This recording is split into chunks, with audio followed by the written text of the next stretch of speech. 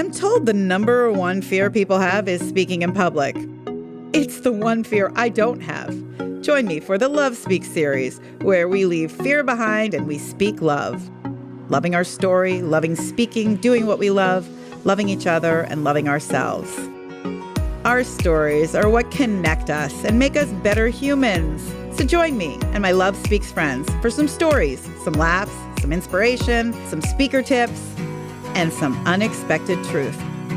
It's the Love Speaks series, where a little bit of love goes a long way. Welcome to the Love Speaks series. Here's your host, Sally Lou Loveman. Everyone, today we are speaking music. And as I'm listening to my open, I'm thinking, oh, I hope Val likes my music. But, you know, it's music that I can't just pick. It's music, you know, that's It's a free. jingle. It's a jingle. And it's free. Right. The key is free. So today I am here with my friend Val Haller. And she is the founder and CEO of Valslist, the first music site specifically created to help busy adults like me and you keep up with new music. So basically, Val keeps us cool. Val began her business 10 years ago. Is it longer? Yeah, more than that. It's 12. Yeah, I Yikes. thought so. The math wasn't right for me. So Val began her business 12 years ago when she was, can I say your age? Yes. When she was 50. And today she is killing it. She interviews bands, covers press at music festivals. She launched a music club for adults, hosts live events, provides festival concierge services. She also launched a mobile app, Valslist Radio. And in her spare time, when she isn't giving concerts in her living room and other wonderful venues, she launched a music festival in Winnetka, Illinois, as an emerging artist showcase where she curates the music lineup for the fest.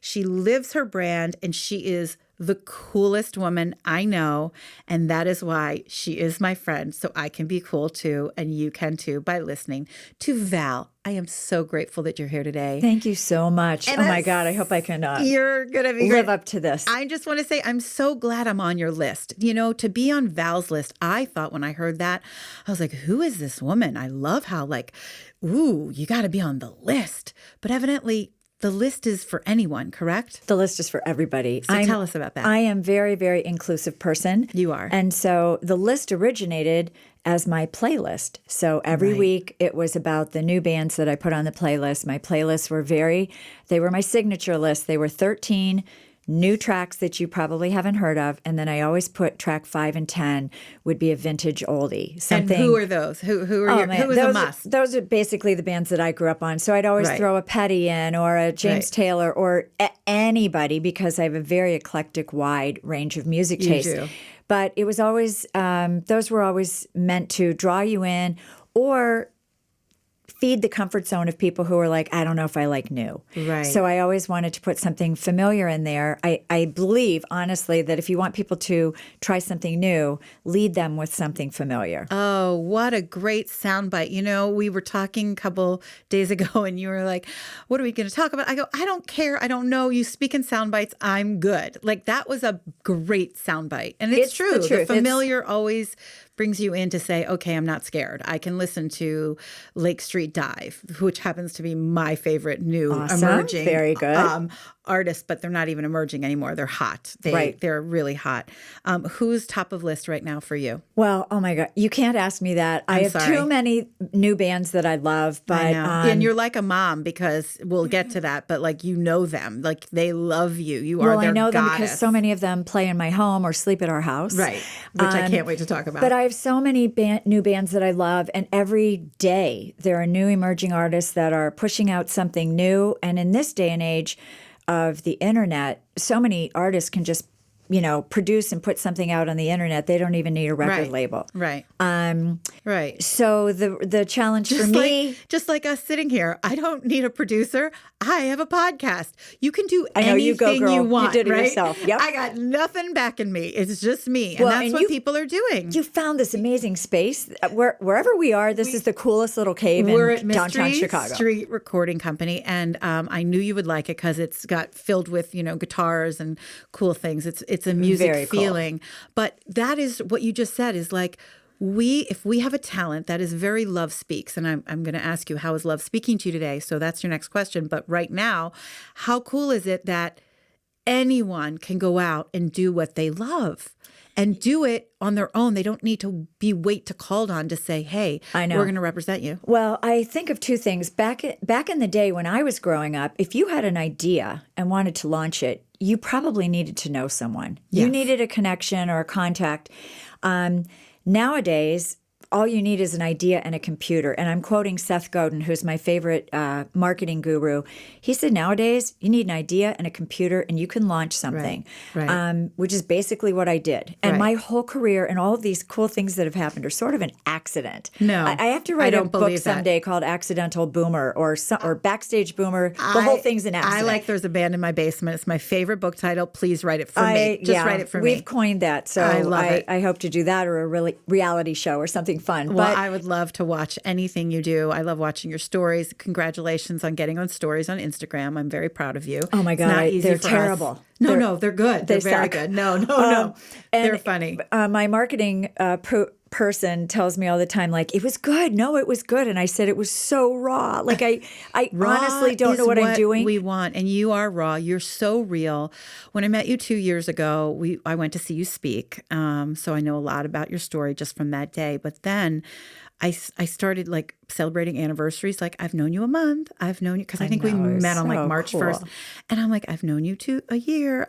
Because in the years that I've known you, only 2 of them, you feel like I feel like I've known you forever. I can't even believe it's 2 years. I really said don't know. 4. It could be 3, but I'm bad with math. But what's so ironic, and I told you this, you probably don't remember, but when I launched Valslist 12 years ago, for years, when I was making these playlists and pushing them out to the internet, people in our town kept saying, do you know Sally Lou Loveman? You have to know Sally Lou Loveman. And I were said, saying that to who's me. this girl with the greatest name on the planet?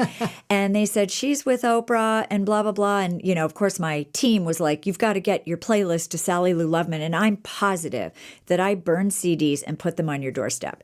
And ran away. Probably I dropped them and ran. I would have known. I don't think. Oh, I'm sure you I've get lived stuff in too on many houses. You probably had the wrong house. I probably had the wrong house. But I'm sure you get I'm the pitched. Oprah lady who always had her house on the market. Someone actually said that to me once. I'm like, thanks. Oh, my okay, God. Go on. Well, I just wanted to say that whether you found them or not or stepped on them on your way out of your door or whatever. I would never do that. I'd be so excited. I also believe in karma, and I believe that things are dropped in your path for a reason. And I don't mean CDs dropped in your path, but I think we were meant to meet. Absolutely. And not back then, but when we met. Well, and because I think we got in the room and people had told each of us we should know each and other. I had it from Amy Kaplan, a good friend who knows you through the business world, as she is in the music industry. And she said, do you know Val Haller? You need to know her. I'm like, that's it. I'm going to see you speak because I believe, like anything, like you go out, you see people who are, doing the music thing. I go see speakers. I want to know who's doing what. And as soon as you spoke, I'm like, I love you. You are poster for Love Speaks.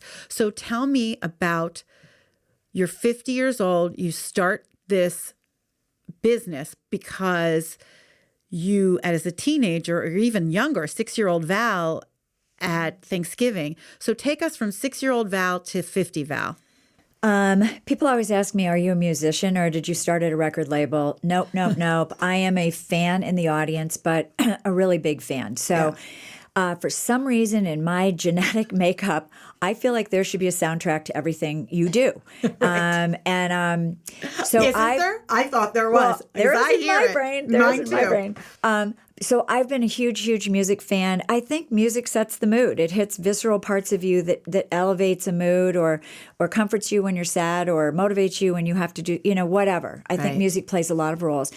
So I've loved music ever since I was little. And, one anecdote that I say sometimes is literally I'm the oldest of 5. My mom had 5 kids in 7 years. So we're all like the same age. Right. And in our chaotic Thanksgiving weekend, I would always go pull out the Christmas albums and start blaring them. My mom is a saint, tolerating all the noise and the extra level of whatever I was always bringing to the household. But to me, it was time to set the stage. The holidays are beginning, and you got to have a soundtrack. What was your album, your number one? Definitely Little Drummer Boy But that was that an album? Is that Nat King Cole? Well, it was an album that I remember, and I can draw the cover for you. But it was, probably some made for something holiday. But it was the album was Little Drummer Boy, and that was my favorite song on the album. Right. And since then, ever since then, mine was Barbara Streisand. Oh, you're so cool. I'm cool. Wait, did you not like it? We're going to totally segue here. What was the first record you ever bought? Oh my gosh, it had to be Elton John. It could have been James See, you're younger Taylor. Than me. It could have been James Taylor. Mine was a 45. I saved my own money. I got a 45, so it has two sides, A and a B side. Right. And the first one was Penny Lane, the Beatles, and the other side was Scarborough Fair with Art Garfunkel. Oh, cool.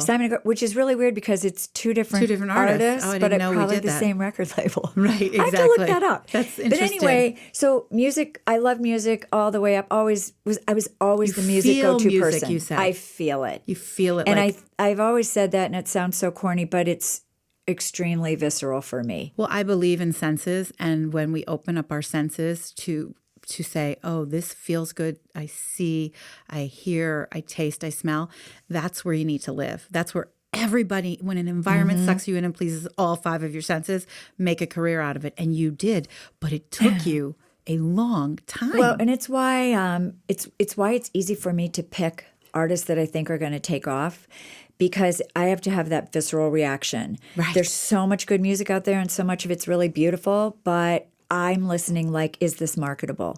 Right. So anyway, fast forward, I was the music go-to person in my entire life, no matter what grade I was, even in college. I was always doing the soundtracks to videos for this and that. But the way I knew I was different is as I got older and started to have kids and all of that, I stayed up with music. I always knew who the newest bands were. That if I had an empty hour, I was always looking into that.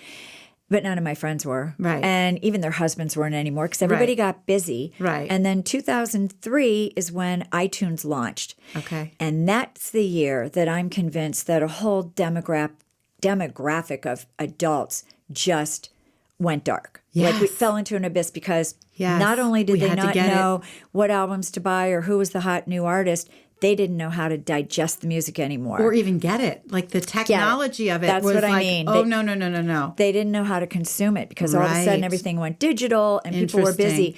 And that's when... That's such a good light bulb moment. Total light bulb moment. And I had been making playlists and I had been calling them Valslist. My husband came up with that name and he said, just call your CDs Valslist. So, okay. I love that. And Go, about Mark. 2 years into making those and making them for more and more people and more people's parties and stuff like that, I had a light bulb moment. And I remember the day. It was a fall day, and my 4 sons and my husband were watching football. And I came downstairs, the only girl in the house, and I'm like, turn off the TV. And my arms were up, and I said, I have an idea. And I always have ideas. Always. So that makes people run usually. Makes me run too. But I'm like, I need to put all these playlists, this huge accumulation of cool music onto a website and let the public access this, because more and more people were saying, we really like your picks.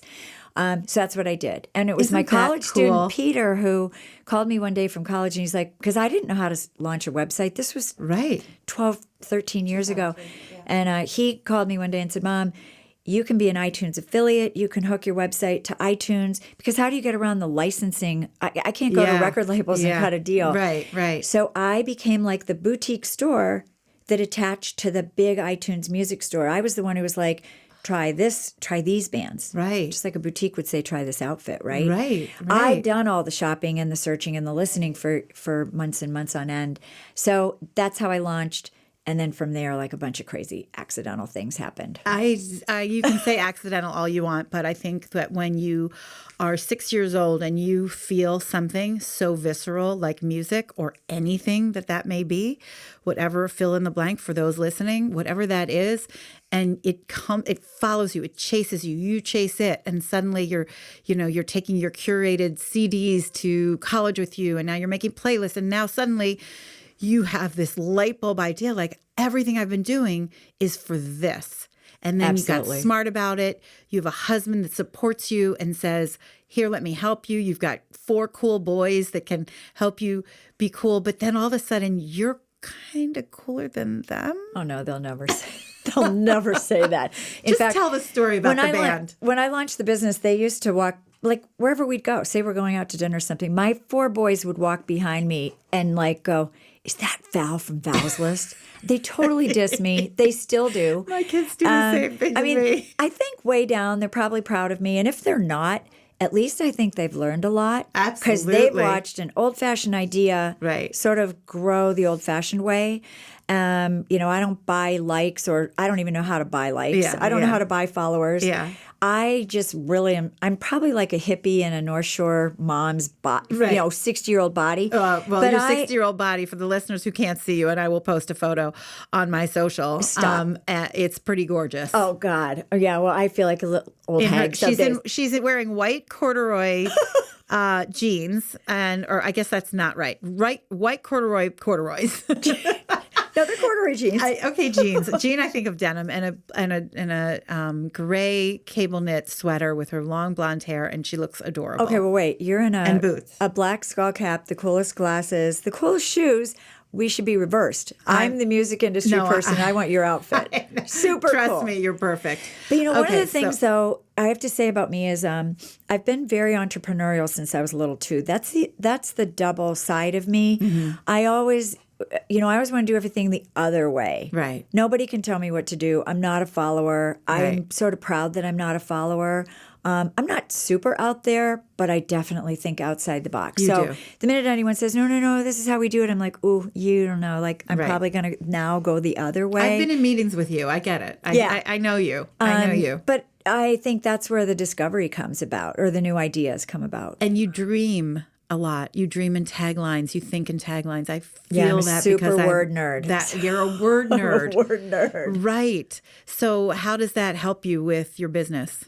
Well, one of the things I launched along the way accidentally was a music blog. I love to write, and I'm not a journalism major or anything like that, but I used to write really long letters to my cousin, Kimberly, in Indiana, like 10-page letters. Oh my gosh. All the time. That's so and cute. Big, long, letters to my, one of my best friends in junior high was an exchange student in Bogota, Colombia, where like cocaine and drugs were being shipped here and all of that time. Right. And so I started literally just writing long letters. Wonderful. But and that is a lost art. It's because a lost we don't art. need to I'm so anymore. Sad. I know. But I would like make outlines of what I was going to talk about, and I know I would be very flowery about describing. So I think I was definitely like showing you, not telling you, which is how they tell you to write creatively. Yes. But somehow I parlayed that into, after a while, I'm like, there's so many crazy things going on in the music industry. And from an adult perspective, I started to have a voice to say something. Yeah. Because I am and an older person listening. in the industry. Yeah, and I'm an enigma. I'm this older person in the industry. No one knows where to slot me. So I'm like, I'm speaking up. No one can fire me or tell me I did anything bad. So I started a music blog. It was more about life, but I always segued into music somehow. I always put a playlist at the end. And I've gotten so busy just with our events that you want to get back to your writing. I so have to get back to my writing and my playlisting, because that's the core. But that's the core, right? Yeah. That's what makes you happy. And that's why, for me, I'm doing this. I love speaking, and I love speaking and hearing stories. Stories like your letters. They are stories that should be totally, that we should speak, that we should write. I believe that writing really is a way of not just connecting to other humans, but also a way of connecting to yourself. It's a very healing practice. Yeah, and at first I thought, like, who wants to hear what I have to say? But I sort of write in a very self-deprecating way. Everything's funny. As do I. And my I opening love that line's about like pretty wild usually. And I think they're like, whoa, she's a mom. Whoa. But I don't care. And that's the thing. When you're a mom and you're plus 50 plus, you basically there are no rules. Like, hey, I've been through it. Totally. I can say what I want. I know. My new tagline is, what are you going to do? Fire me from my own, I love that. So I love that. A little bit that of a you loose can't cannon. be fired. So tell me, so you're doing these playlists, and you've had this light bulb moment, and then you start to have this idea to have bands, emerging artists that you actually are finding, come to your home in Winnetka, Illinois, and you have these home concerts in your living room. Mm-hmm. Tell us about that. One of the things I always say I'm so lucky about is to be in the music business in Chicago because it's the middle of the country. Oh, true. So all of these bands who are on tour going east to west stop in Chicago. Right. And there's such a great music scene and so many cool smaller venues too. Yes. So emerging artists will track here, route here. So I was doing playlists for a long time in my house concerts and in my blog. Right. And about 5 years in, I asked one of my artists whom I loved, and he happened to live locally at the time. He moved back from Nashville. His name's Andrew Bell, singer-songwriter, super cool guy. And he had a lot of songs that were starting to get song syncs on like Grey's Anatomy and some stuff like that. That's key.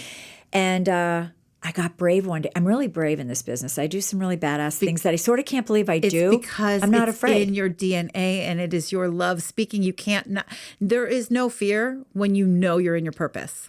That's absolutely true. And I know that's like one of your taglines. I'm living It's that not a for tagline, sure. but it is one of my thoughts. Well, one of your prophetic thoughts. Okay. So anyway, I called him one day or emailed him and said, you're playing downtown Chicago, I know, and that's so cool, but I'm going to ask you a question and you can say no. Would you ever come sing in my living room in the burbs to a different audience? And he replied immediately and said yes. And I was just like, holy crap. Now I don't even know what to do, but I thought, okay, we set a date. And it was the only time he could do was 4 p.m. on a Saturday. I'm like, oh God, no one will come. I think it's a good time. It's a magic time. But we learned backwards almost. So I said, all right, I'll try to get people at 4 o'clock. So I pushed it out, and a ton of my friends replied. Everybody came. We were going to figure this out together. We had some sound equipment, so it wasn't just acoustic, right? And it was a magic moment. What year was this? Do you remember? Well, it was 7 years ago. So it was probably 2012. I launched in 2007. Yeah. So around 2012. Okay. And I loved it. My audience loved it. And it was like I didn't want to overwhelm people. So I kept it like 1 hour, meet the artist after. Start I small. said to the artist, you can bring some CDs to sell. That will be all your money. And I told my friends, this is free. I'm giving you, a glass of wine and some chips, but it's all about the music. Like it's not a cocktail party. So bring whomever you want. And I also told people, come if you don't know anyone, because it's not about that. It's not. This is not a cocktail. It's not about you. Right. This is about you engaging with this artist I'm bringing. Right. It launched like wildfire. It did. And then word got out on the industry side. And booking agents and managers were hearing about this. Managers were telling other artist management in their companies about this. And the bands make a lot of money. Exactly. Because so I asked my audience, I'm like, I'm bringing you this free, cool show. You can't buy this anywhere. Nowhere. And, you may go to a house concert somewhere. Usually they're potluck. Usually they're a whole Saturday night. And usually those are like somebody's uncle knows somebody in Nashville, right? And they bring some band. But this is like a branded thing where my whole business is discovering these new emerging artists who are sort of taking off in the industry. Yeah. So these are the bands I'm inviting. They're playing downtown. They're on tour. Their music's being published on Spotify and Apple Music and stuff. Right. So I'm basically bringing you a downtown show up to the burbs. 2 minutes from your house. Yeah. So everybody walks and you don't everybody have to pay comes. For parking and but I pay say to Yeah. So I say to my audience, 2 rules. And they know me. I'm like a Gestapo at the front of the concert. But I'm like, listen, don't talk. Even if you go to the kitchen to get more wine, don't talk over there. Right. I want a quiet house, quiet listening, and fill that tip jar because this is cheaper than any night going downtown or any ticket you'd ever buy. So we really encourage people throw $20 in there. And they do. And so the bands go home with like $1,000 maybe? Yeah, they do. Or more? Or maybe. more. Yeah. I hand them a Ziploc baggie at the end of the night. And they weep. They weep and they literally so all sweet. weep. And they're like, we've never seen anything like this. We've played other house concerts, but not like this. Right. And they can't believe how much money. They can't believe how quiet the audience was. And then I also, because I live this industry, I'll throw in some interview questions throughout. I don't take over anything. Right. The artist has stage pattern. He has stories. But I might guide or throw in a question because I want to educate my audience too. So I'll throw in like a music industry thing. Right. And I'll explain it. And then I'll ask the artist, like, what's his take on that? And then I know my audience has gone home smarter they know something new now. Right. And they can be smarter when they go. But I always say the magic begins when people leave my house, because I think that's when they start telling everybody they know about this band they saw and blah, blah, blah. So the key is that what you said earlier, you don't follow the norm. No, You're not. I'm pretty naughty. You go different. You go different directions. Yeah. You go in every direction that feels right for you. And so you've created this niche for not only having the talent to find the bands that are up and coming and really going to make it big, but also you have this unique way of connecting with them on a level that is much different than a pushy person who wants something from them. You just want them to come and you give them this beautiful money. That's $1 million question, what you just said. Yeah.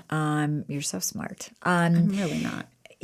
I have a team now. I've got business partners, and they're always, any new idea I come up with, they say, how will you monetize this? Of course. And I've resisted. I have said to my team, I'm not monetizing the house concerts. I want the bands to make the money. Right. And I said, it's going to prove that I'm different in this industry, because all the players in the music industry have an agenda, and it's not their fault. It's their business model. It's their business. So the promoters need to sell. They'll use the artist to sell tickets, right? Mm-hmm. The venues will use the artist, and by use I mean their relationship with the artist is to sell alcohol and tickets, and the record labels want to sell CDs and albums and blah, blah, blah. And I've said for so many years, I'm going to give this away for free. I'm going to bring artist and fan together. That's my dream for my brand. And my brand is going to get a reputation for that. Exactly. And I believe it will serve me in the end. It's called the Winnetka Music Fest. Yeah, it is. I mean, that's what you and the Valslist designed. House Concert Series. And my reputation in the industry, like, I get people's attention. I can write, emails to bigwigs, and they actually reply to me because they sort of know I'm authentic and I'm just real. You're real. I'm not trying to get anything from anybody. I usually have like a pretty authentic thing I'm asking. Right. And I give back a lot. So I keep saying that somewhere along the line, I think I'll win in the end. You are winning already. So here you just talked about your 6-year-old Val putting on the album, little drummer boy. You go to college with your CDs. You have a soundtrack in your mind always. You have you're already making playlists. You've got the light bulb moment. Oh my gosh, iTunes, let's do this. Middle-aged people have gone dark because they can't access the technical piece. So now you're building your business. The house concert thing happens. You are a curator. You're a producer. You're getting talent.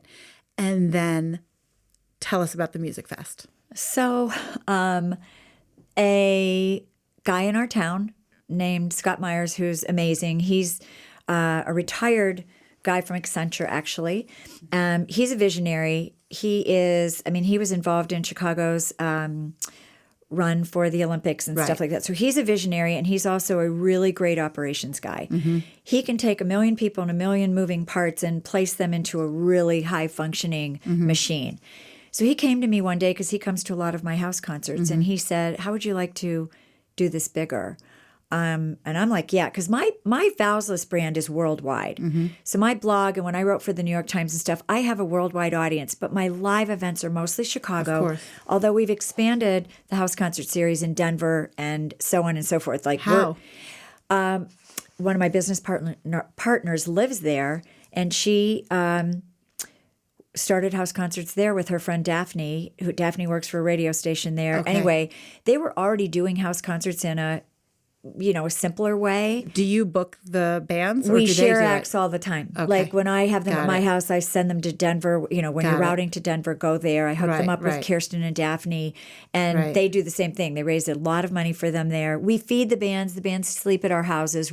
It's that model. Right. And I gave them, they said, send to us all of the tips of how you make the perfect house concert. And I said, you guys already know how to do it, but I sent them a whole thing. Right. And so ours are very similar. Right. But so the music fest comes to you. And he goes, would you like to launch a music fest in town? And I was like, I don't think so. because I thought he would envision dad bands. And I Yes. love dad bands, but Yeah, that's not who I you. work with. That's not you. Or cover bands. I love cover bands, but it's not who I work No. with. I work with established touring artists who are like hopefully playing Lolla in 3 years. Okay. Right. But then you go, And and by he's- the way, we have to talk about you taking me to Lolla. We cannot forget. All right. Well, So, somebody just write that down. By, But- by the so- way, you were not believing in yourself in that moment, because what you could have said is, yes, as long as I do it my way. I sorta then did. They did. Right. I said, if you have a budget for me, a talent budget, and I Right. can bring in real bands, I'll come to the first meeting. He said, come to the first meeting. So I did. I was completely sold. They were going to raise big sponsor money, get me a talent budget. And I said, and I go to a million festivals. You guys don't. Please Right. listen to me and let me bring my vision of like what the perfect music fest would be for this audience. Because I know, I take a list of everything I don't like at the big festivals, and then that's where I started this Right, festival. right. Because this is a suburban, family-friendly Fourth festival. year? Fourth year. How has it grown? Well, the first year was a no-name festival. So how Right. do you launch that? Right. Well, the You did. Valslist brand carried it a little, was and there. agents gave us, the time of day. How many bands did you have? We had probably 21 bands, 2 main stages, a chapel stage, and a family stage, which is really important because we have young families. Yes, you've got it all. And I Cover it think all. like 11,000 people came. It was free. Year Right. 2 was free. I think 13,000 people came. Last year, we ticketed it a little bit because if we lose money, we're the ones taking the risk. This is not my village doing Right, this. right. This is Valslist is presenting Right. this, but we're working with the village, and the village and us get along great, and they love what we're doing. It's a partnership, but we take the risk. So if it Right. pours rain, You're done. we still have to pay the band, so Right. that's not going to be a cool situation for Right. Valslist. So Right. at this point now, we're asking, a very small ticket fee. So last year it was $20 to get in. The first night was free, the second day was free, but for the Saturday night headliners, we wanted $20. This year it's going to be a ticketed weekend event, And give it's us the 28 date. bands. 28? 28 bands, and I'm in the middle of booking now. I love this, and it's crazy at the same time. It's your show day. It's It's like my- right now, it's like everything. Totally it's like, you with the clipboard. Yeah, Yes. it's like you've got it all going. The pressure is on, but you're talented, you're skilled, you're ready, and you feel the electricity of, this is it. I'm booking all the bands. 28? 28 bands probably. We still have the same number of stages, and the thing that's going on now though is these little boutique festivals are popping up all over. Yeah. And we're all vying for a lot of the same artists. Right. And so I can, and it's summer festivals. So starting from May, which is Bonnaroo, I think Bonnaroo's May in Tennessee, all the way to, Outside Lands in San Francisco in September, October. That whole time frame, that's showtime That's for it. bands. Right. They're You all on gotta get tour, in. summer festivals, and big competition. Right. And, the band's fees go up for summer festivals and everything. Exactly. So you've got 28 bands. Tell the listeners what date it is. You said Father's Day? So Father's Day weekend. So this year it's June 19 and 20. Okay. We are Friday night and an all-day Saturday fest, not Sunday. But Chicago in June Is the only time to be gorgeous. here. It is the time to be here. I mean, if I could tell anybody, come do a family vacation here. Come to our festival. So great. If we're you right are on the listening- lake. Yeah, It's if you're so great. listening and you live out of town, you always want to come to Chicago, come that weekend and come to Valslist Winnetka Festival. Winnetka Music Festival, It's yep. so fabulous. So since you avoided the question of who's your favorite new emerging artist, you probably can't say who you've booked, right? You haven't, that's not out yet, right? Well, sure I can. So, Okay, so then let me ask. Oh, I can't ask that. That would be unfair. Who are you excited about that's coming? So we haven't booked a lot for this year yet. We have a Right. lot of offers out, so those I can't talk about right Okay. now. One is a very new singer-songwriter from my hometown in Ohio, from Canfield, Ohio. His wow. name's J.D. Eicher. I've booked him already. He literally sounds like James Blunt. He's super gorgeous and hot. Like the moms in town are going to go crazy. I literally And- love every band you book. and Like, he's they're just really smart and really funny. So he did a house concert at my house last week. right. We had 120 people on a Tuesday night in my house. It's amazing. And it was this magical night. And so his stage patter, those are the stories in between songs. His stage patter's like witty and whip smart and funny. And yet then he sings these songs. He's a great songwriter. So his songs are not sophomoric. They're deep. And it feels like he gets you and he says what you need to say in a song. So tell me his name again. J.D. Eicher. J.D. Eicher. E-I-C-H-E-R. And you got to look at one of his videos. He has a funny video on YouTube called, I think it's called You've Got to Know or something like that, where he's making fun of himself in the video. He's in a swimming pool with the zinc oxide on his nose. It's hilarious. I love that song. Last year we had an artist. The minute I heard the first note of this guy, Spencer Ludwig, I'm like, I said to my talent buyers, book this guy and don't lose him. So what's he doing now? Well, first of all, he's this gorgeous guy. He's like a cross between Prince and Michael Jackson. He's this eclectic, skinny, gorgeous guy with like half the time he has white hair and half the time he has black hair, and he plays the trumpet and he dances. He has these. He dances around the stage with this trumpet. So we got him, and he's the kindest, most darling guy. He was so excited to play our festival. He headlined Friday night. He had the crowd around his little finger. The magic that went on between the stage and the audience that night, you can't buy that. You can't. That has to organically happen. That magic is. So guess what? Halfway after we booked him, so we were promoting last year for our fest in June, he got named the new face of Tommy Hilfiger. Oh, this is the one you're telling me about. You of can't, course. How lucky is that? So he's a doll. Follow him, Spencer Ludwig. He is going to be super famous. That's what you do. You find what I do. these gems, and then suddenly they have music on commercials or I know, Netflix or you hear series. them on the radio when you're driving. Well, one of them now. So this is a sad story. There's a band called Caamp from Columbus, Ohio, and they're spelled C-A-A-M-P. Okay, and I've been following them since they were beginning. I've had them at my house a few times. They did a house concert. They stay at my house when they come through Chicago. Love that. They are skyrocketing so fast now. I can't even afford them at my own festival. They're too expensive. Don't they give you a Valslist member deal? I know, you're a special a pioneer. They should prorate it. Well, we have to talk to Amy Kaplan because she's their manager. Oh, she is. But That's awesome. They're skyrocketing right now, and their song Peach Fuzz is all over satellite radio and probably XRT and all of the AAA stations. Well, I hope everyone's taking notes because you're giving us all. This is why you keep us cool. This is cool. Well, so and you can find my playlists on Spotify, and I do, I catalog all these that I'm talking about, and I put them into playlists that you can just stream and know about all these guys super easily. So cool. I have only been to the festival the first year because I literally have been out of town all three or the June's two hard. more. Beginning of June's hard. So I will be in town for this one. I can't wait. I worked the festival the first time with you. You put me on stages. I was like, yes, I'm back. I'm in production. I've got a headset on. I've got a radio. I'm good. I was waiting for something big to solve. So it was really, really fun. And what I enjoyed most was just talking to the bands. They're all so nice. And what I loved was seeing you on the stage representing the band, representing the brand, not the band. And the band. And the bands. But I kept saying, I want you on the stage every time. I'm like, Val, you are the brand.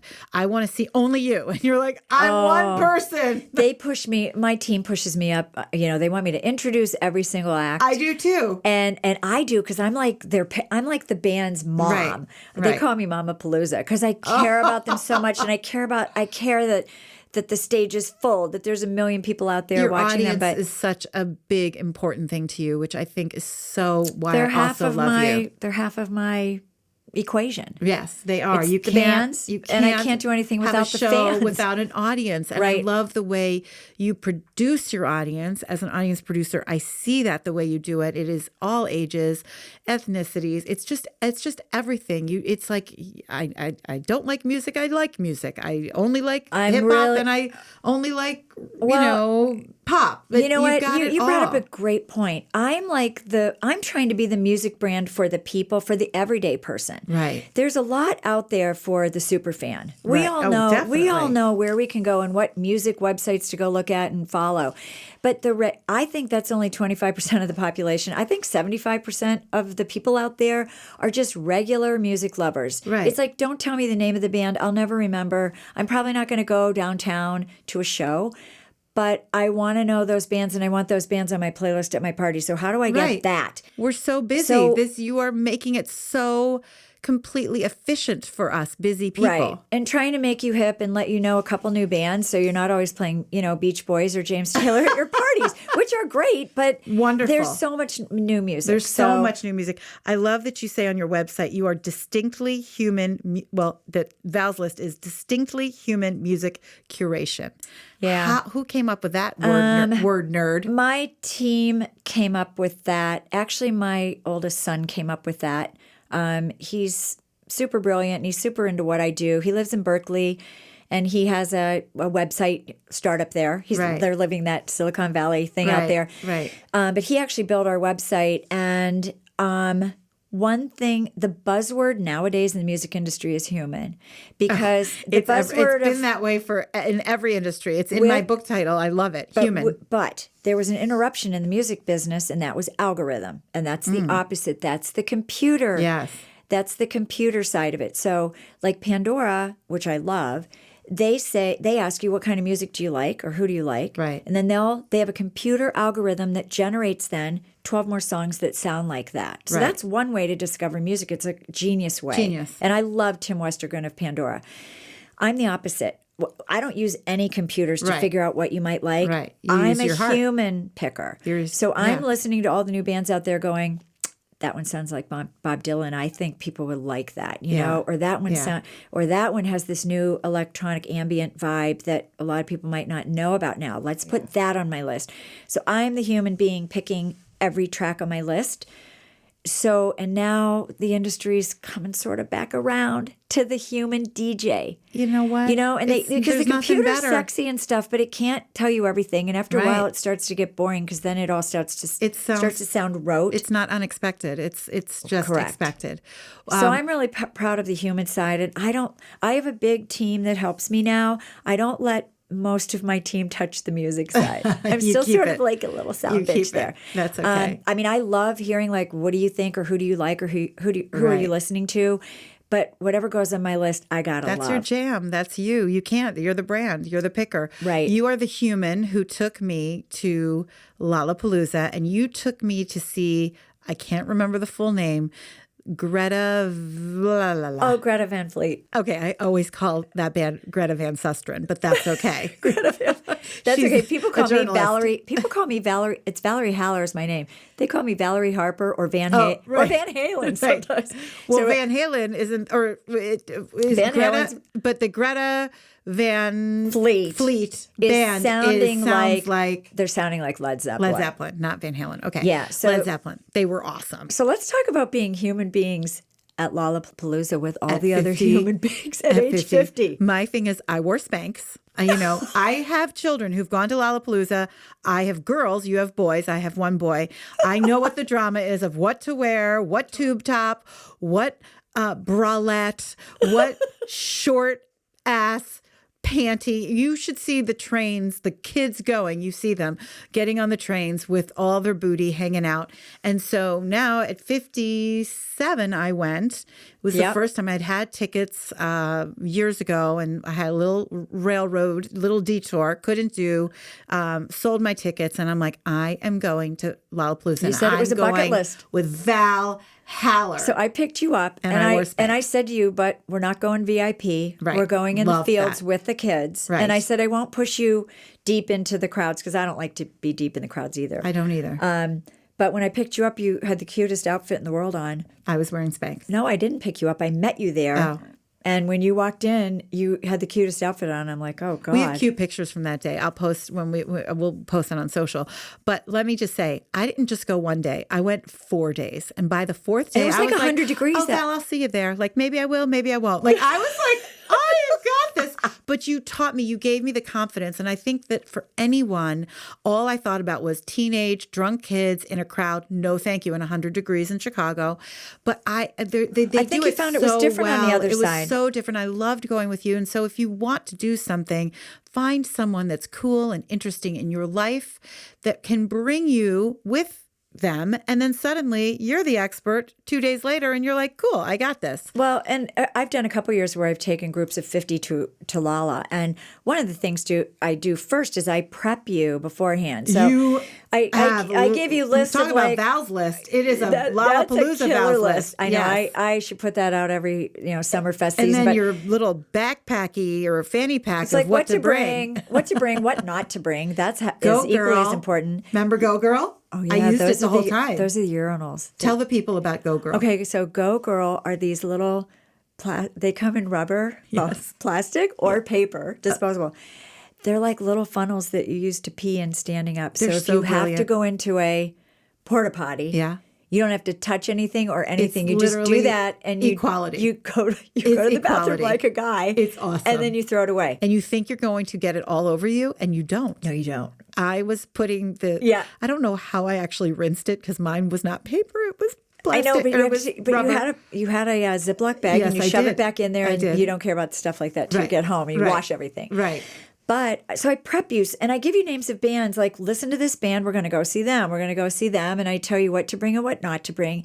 And I also work really hard to tell you what to expect. Right. And because I think most adults are just afraid to walk in the gate. Totally afraid. They think they're going to walk into a mosh pit, and it's so not that, especially if you go early. It can be, but you don't have to be in that. Yeah, no. And, we steered clear of the EDM stage, the electronic dance stage. I take you by there so you can see it. Had to see Perry's because I've known about it from my kids.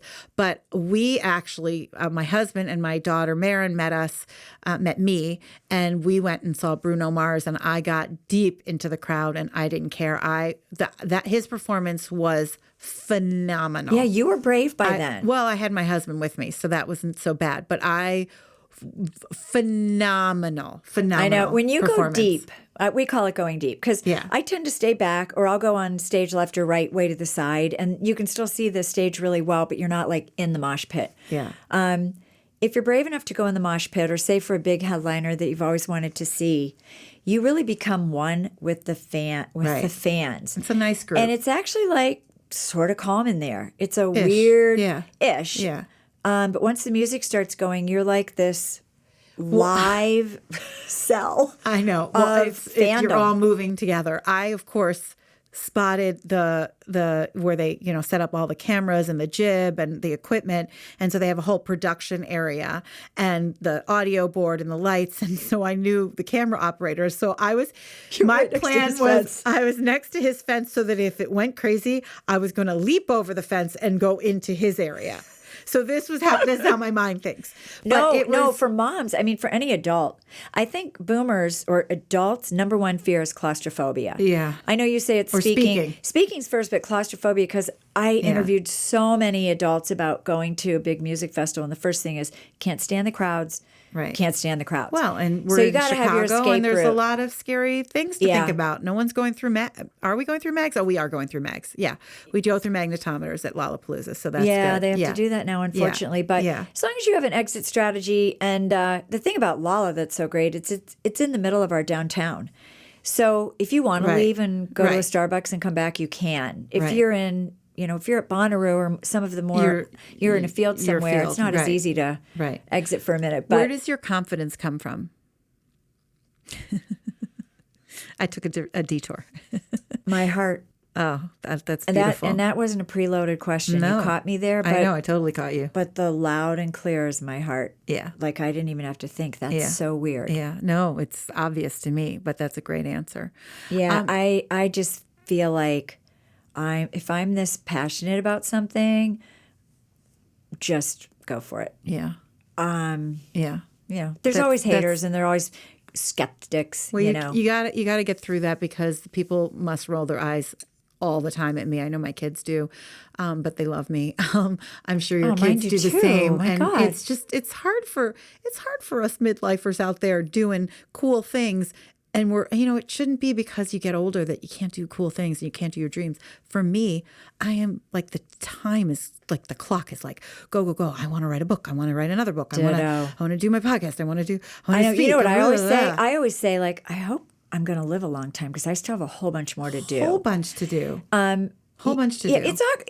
I love my 4 boys, and they've been so supportive of me.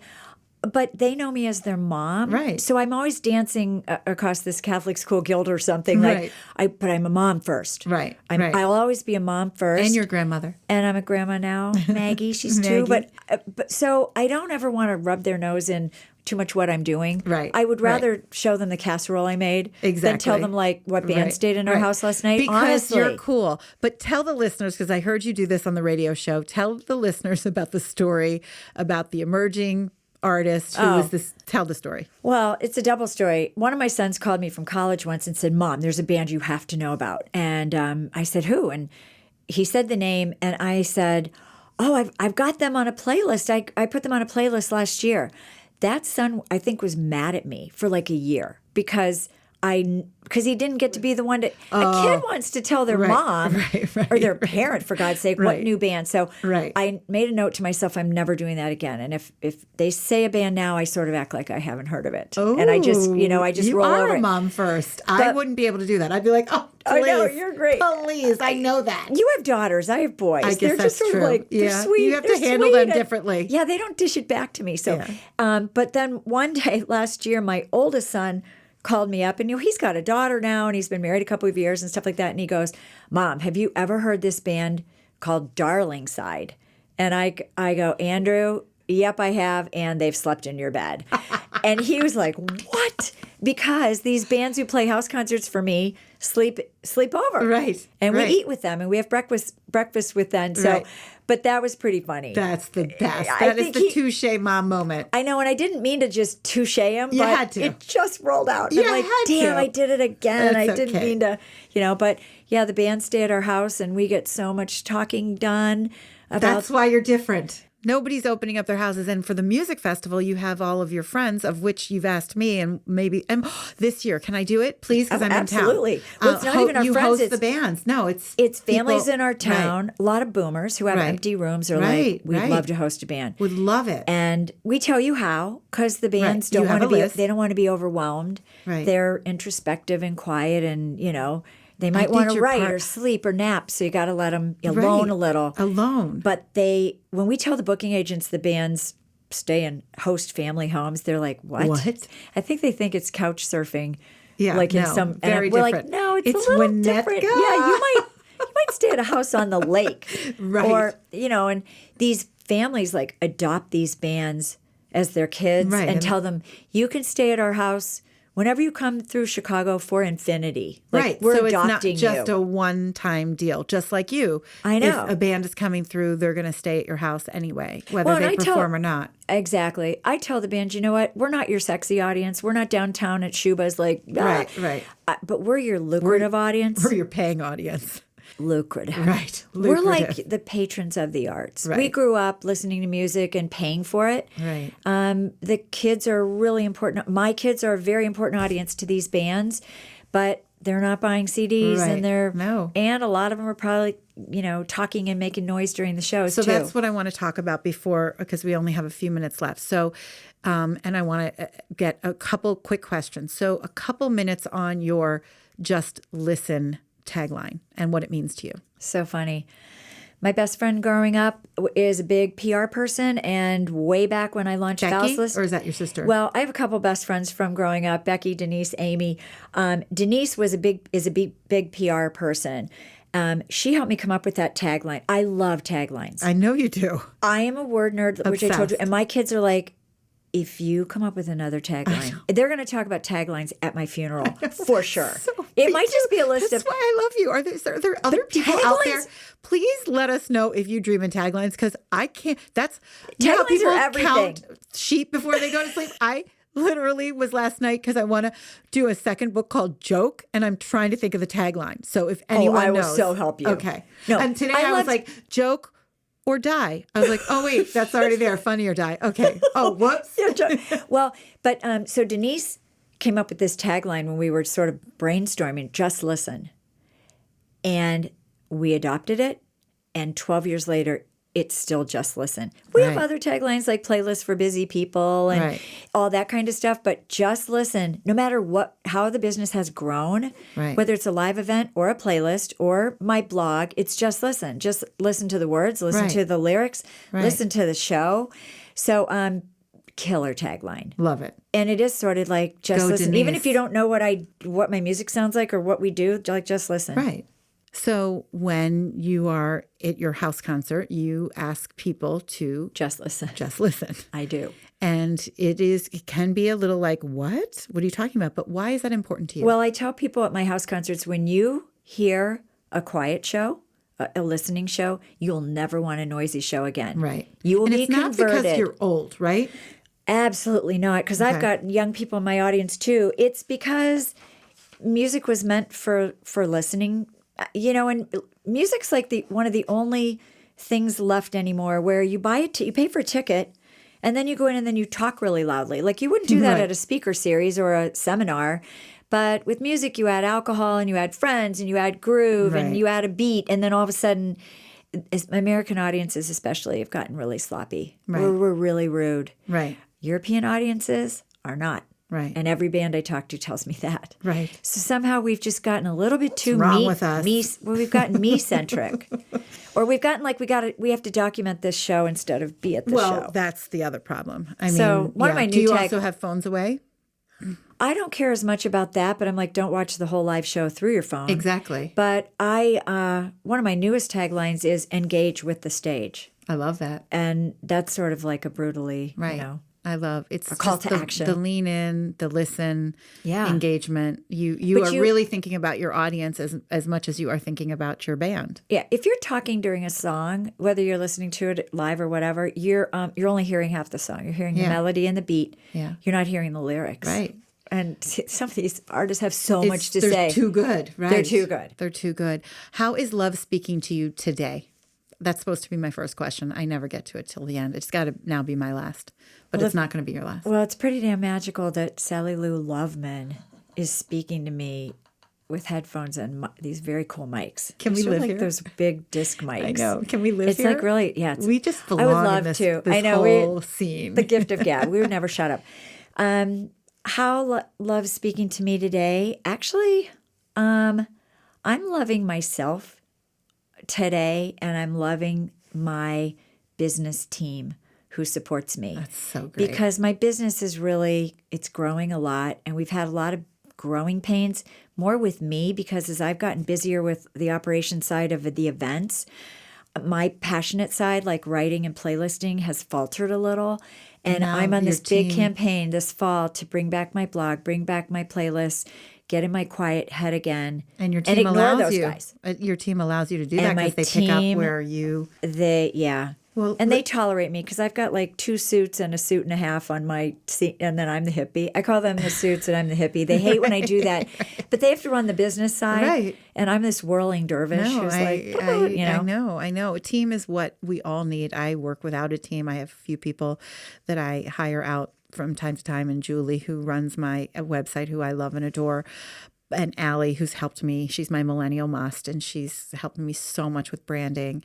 And now I've got a publicist helping me with a book. And suddenly I'm like, oh my God, I kind of have a team. And I love it because you have a killer you team. need a team to pitch your stuff that you don't want to do.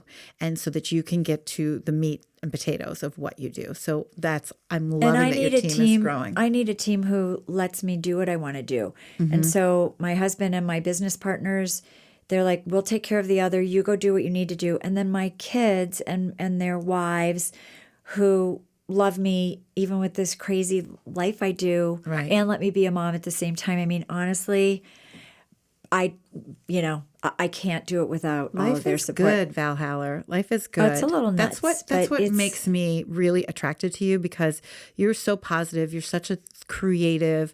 You say yes to most things, and you just are in it. You are engaged. You are engaged in everything you do, which is whether it's being a mom or being a hippie or being, a Mamapalooza. Mamapalooza.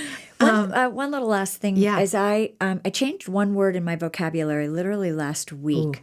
As I've gotten a little bit crazy with my schedule, and we moved this year and stuff. Right. My voice was always saying like, I have to do this. I have to do this. And one morning I laid in bed and I'm like, no, you get to do this. Ooh. And I had a big dental appointment that day, and I'm like, I have to go to. No, you get to go to the dentist. Someone can You get fix to your have tooth. you get to have an idea when you're 50 and do something about it. Right. You get to be a woman in America Wow. who's lucky enough to be able Right. to go.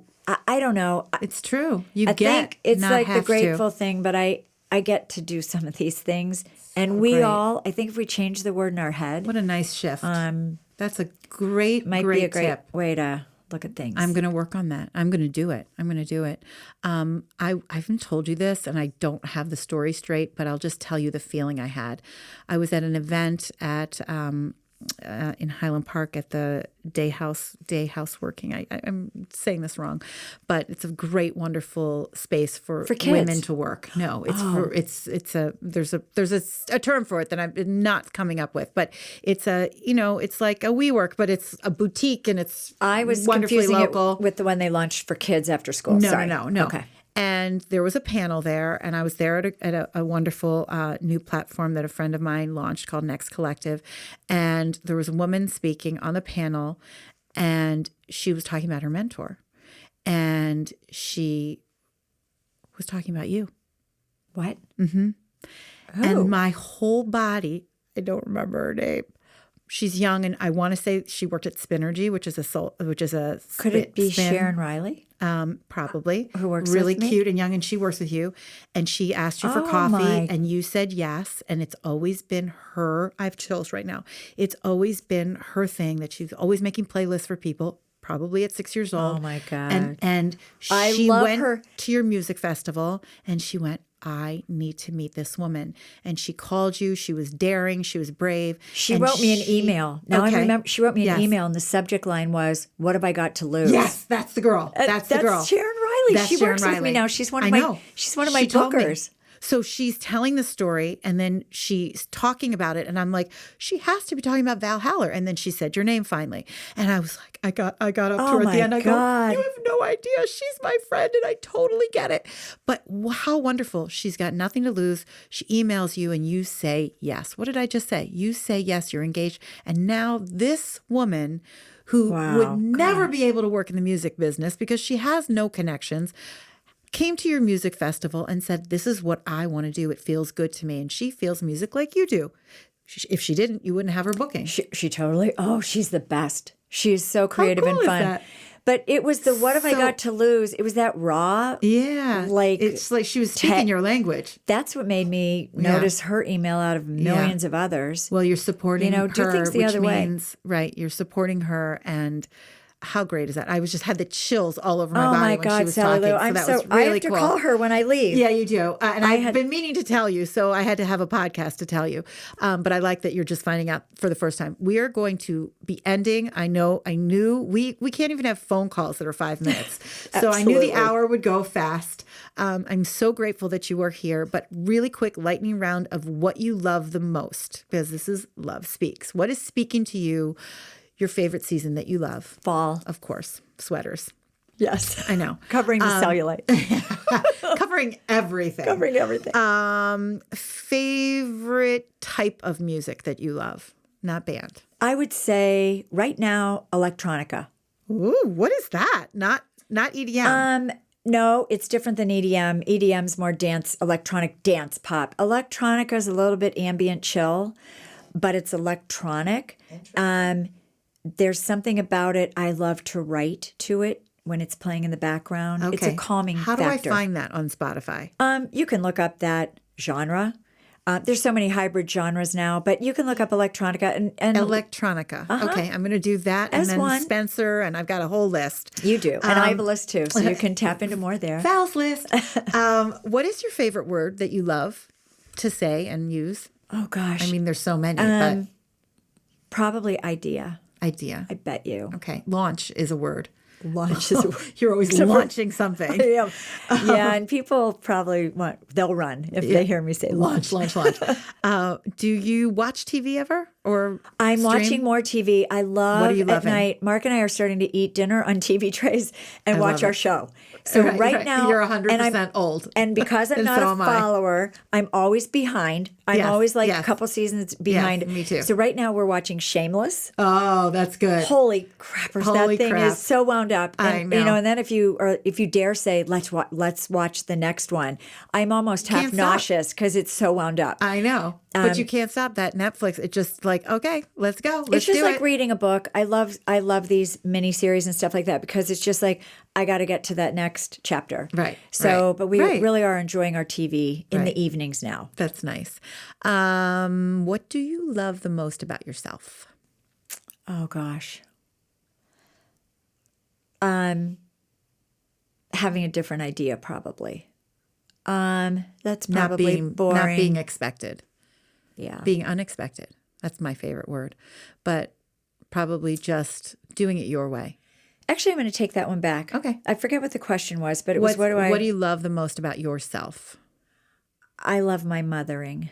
Oh, That's nice. I love my mothering. Okay. So my And it mothering never to my ends. kids. How old are your kids now?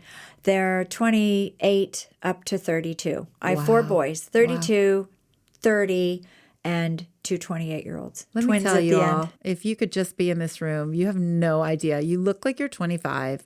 You act like you're 25. And that is what keeps you young and keeps you vibrant and keeps you in business and keeps people coming to you. So Val's List, please, everybody go to valslist.com to check out Val Haller. Where else can we find you? On Instagram and all Everywhere. of those things? Is it Instagram, all at Twitter, Valslist? Facebook, all at Valslist. At Valslist. Yeah. Wonderful. And Spotify. That's a biggie.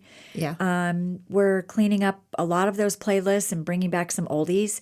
So Spotify, Apple Music, you can find us everywhere. Okay, so now you've been Val listed, which I also love. You've been Val listed. You've been Valslisted. And you have a trip coming up to come to Chicago, listeners, on June the 19th, right? Father's Day weekend.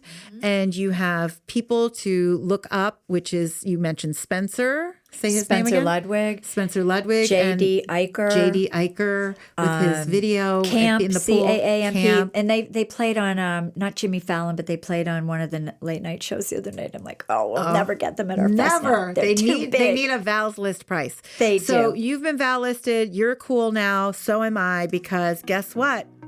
I have been Val listed. I feel like I've known you forever. It's been 2 years. I feel like you're my childhood friend. And thank you for being my new friend, who is the oldest friend I have. Thank you so much, Val. Thank you, Sally Lou. Loved it.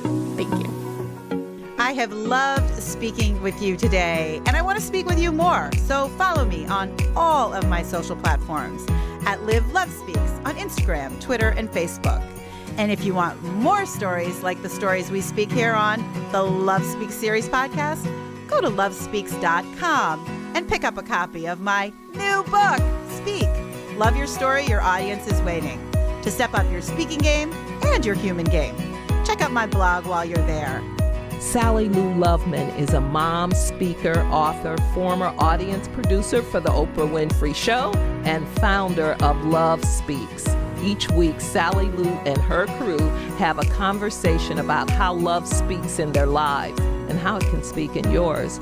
From kindness to composting, no topic is off limits. If you need a community to kickstart your heart, you need the Love Speaks series. Thanks for listening. Your Love Speaks.